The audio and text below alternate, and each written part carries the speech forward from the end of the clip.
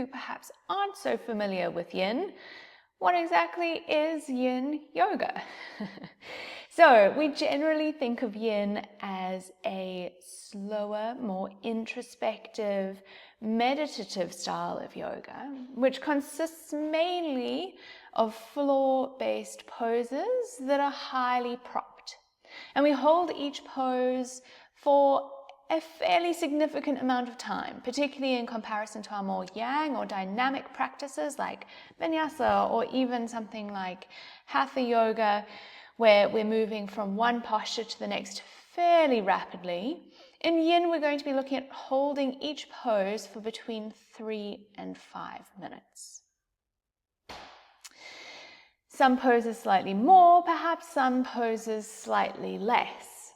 And of course, with these long holds, we're looking at slow, very supported, static stretching is essentially the kind of main thrust of what Yin is. In Yin, the aim isn't necessarily to move to our greatest range of movement in each pose, but rather to tune into the sensations of the body in order to find our edge. Now, what is this elusive edge that we're always discussing in Yin? Basically, what we're looking for is that sensation of stretch, what we might also understand as kind of stretch tolerance, where we feel the sensation of approaching that point at which we don't really want to stretch too much further. And in Yin, we're going to be doing what I like to think of as a dance between sort of where that edge is. We know as we hold poses in stillness, we're going to sort of affect our sensation of stretch tolerance, and we might find that we're able to actually access a greater range of movement just through holding over time. And because we're in each of our Yin poses over a series of minutes, that sensation of edge is naturally going to shift. So where we start in a pose is not necessarily where we're going to end in the pose.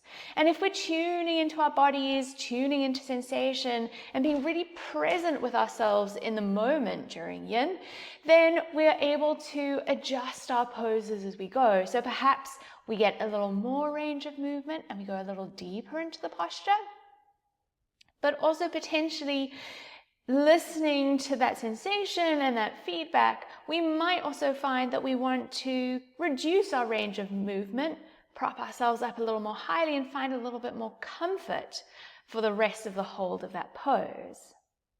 So whilst we're really still in Yin, it's a beautiful practice to stay incredibly present and sort of active within those poses.